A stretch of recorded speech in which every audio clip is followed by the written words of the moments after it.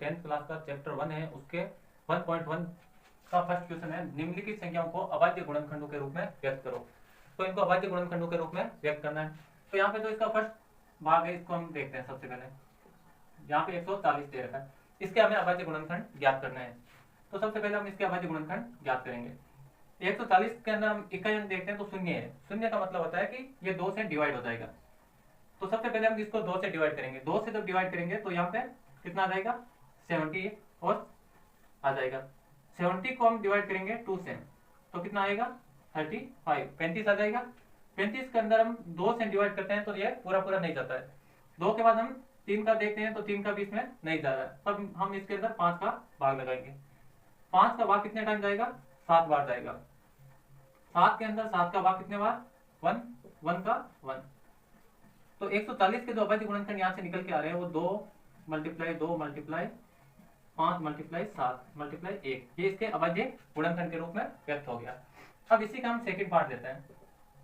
156 156 के अंदर हम देखते हैं कि सबसे पहले इसका इकाई अंक जो है वो 6 है। 6 का मतलब होता है कि ये 2 से डिवाइड हो जाएगा। तो इसको हम 2 से डिवाइड करेंगे तो आएगा 78। 78 जो होता है वो 2 से मल्टीप्लाई हो जाएगा। तो 78 का जो हाफ होता है वो कितना होता है, सबसे पहले इसको हम हाफ करके देखते हैं। सबसे पहले 3 टाइम जाएगा और फिर 9 टाइम, तो कितना आ जाएगा 39। 39 के अंदर हम 2 का भाग दें तो पूरा पूरा नहीं जाता है। अगर 2 का नहीं जा रहा तो हम 3 का देखते हैं।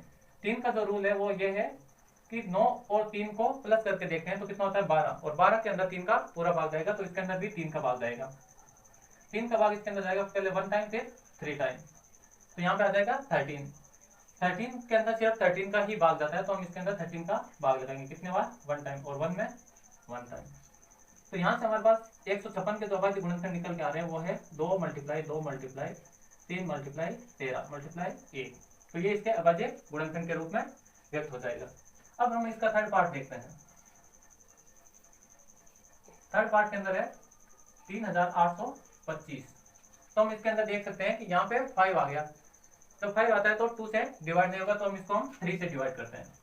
3 से ये कितने टाइम हो जाएगा 1 टाइम, यहाँ पे 2 टाइम, यहाँ पे कितनी बार जाएगा 7 टाइम, और यहाँ पे 5 टाइम। तो 1275 यहाँ से निकल कर आएगा। अब हम 1275 के अंदर देखते हैं कि इसका भाग जाता है या नहीं जाता है 3 का। तो 3 का भाग लगा के देखते हैं सबसे पहले। तो सबसे पहले 12 के अंदर कितनी बार जाएगा 4 बार में, फिर यहाँ पे 2 बार और यहाँ पे 5 टाइम। अब इसके अंदर देखते हैं कि 3 का भाग जा रहा है या नहीं जा रहा है। 425 के अंदर हम देखते हैं तो यहाँ पे कितना हो जाएगा इसका सम 6 और 5 11 हो जाएगा। तो इसके अंदर 3 का भाग तो नहीं जाने वाला है। तो अगर 3 का भाग नहीं जा रहा तो हम 5 का भाग लगाएंगे। 5 का भाग कितने बार जाएगा, सबसे पहले 8 तो कितना हो जाएगा 40, फिर 25 तो 5 टाइम, फिर इसके अंदर 5 का भाग लगा के देखते हैं।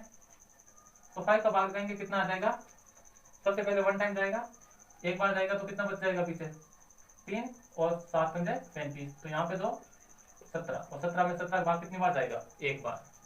तो इसके जो अभाज्य गुणनखंड निकल के आते हैं 38 25 के, वो क्या निकल के आएंगे 3 मल्टीप्लाई 3 मल्टीप्लाई 5 मल्टीप्लाई 5 मल्टीप्लाई 17, ये इसके अभाज्य गुणनखंड के रूप में निकल के आते हैं।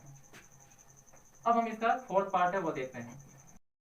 5005 5005 के अभाज्य गुणनखंड। तो सबसे पहले हम इसके अभाज्य गुणनखंड निकालते हैं। तो हम सबसे पहले देखते हैं 5005 के अंदर सिर्फ 5 का भाग जाएगा। 5 का भाग कितनी बार जाएगा 1001। 1001 के अंदर 7 का भाग पूरा पूरा जाता है। 7 का भाग कितनी बार जाएगा, सबसे पहले एक बार जाएगा, फिर 4 और फिर 3 टाइम। इसके अंदर किसका भाग जाएगा, तो इसके अंदर हम देखते हैं 11 का भाग लगा के देखते हैं। तो 11 का भाग पहले एक बार जाएगा, 3 शेष रहेगा, और 33 में 11 का 3 बार जाएगा, फिर किसका जाएगा 13 का 13 में एक बार। तो हम देखते हैं कि 5005 के जो अभाज्य गुणनखंड निकल के आ रहे हैं वो 5 गुणा 7 गुणा 11 गुणा 13 इसके अभाज्य गुणनखंड हो जाएंगे। अब हम बात करते हैं फिफ्थ की 4729। इसके अंदर हम देखते हैं सबसे पहले किसका भाग जाएगा। तो इस संख्या के अंदर सबसे पहले 17 का भाग जाता है। 17 का भाग कितनी बार जाएगा, सबसे पहले देखते हैं 4 टाइम, फिर 3 टाइम, फिर 7 टाइम। 17 के बाद हम इसके अंदर भाग लगाते हैं 19 का। पहले 2 बार जाएगा 38 हो जाएगा, तो उसके अंदर देखते हैं, माइनस करेंगे, इसका कितना हो जाएगा 38 का 3 टाइम 23 बार, और 23 के अंदर किसका भाग जाएगा, 23 का एक बार और एक में एक का। तो इसके अभाज्य गुणनखंड जो निकल के आ रहे हैं 7229 के 17 गुणा 19 गुणा 23 गुणा 1 इसके अभाज्य गुणनखंड होंगे। तो फर्स्ट क्वेश्चन आपका जो पूरा हो गया है। तो नेक्स्ट वीडियो में हम इसका सेकेंड क्वेश्चन देखते हैं।